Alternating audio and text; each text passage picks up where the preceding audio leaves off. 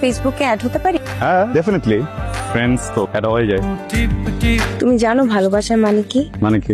ভালোবাসা একটা বিশ্বাস যেটা হৃদয়ে নাড়া দেয়, মনে বাসা বাঁধে। আমি কি করবো, আমাকে কেন বলতেছো? এমনি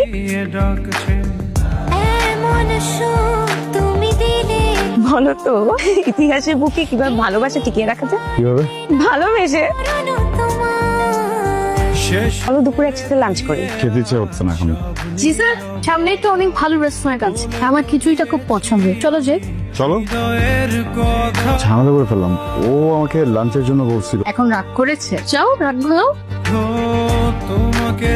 তোমার সাথে অন্য কোনো মেয়ে নিতে পারি না। তোমাকে নিতে পারবে, কারণ এখন থেকে সবসময় আমার সাথে শুধু তুমি থাকবে। কিন্তু একটা প্রবলেম, আমি তো তোমার বার্থডে দিনটাকে আমাদের অ্যানিভার্সারি দিন বানায় ফেললাম। গিফট তো সবসময় একটাই আসবে।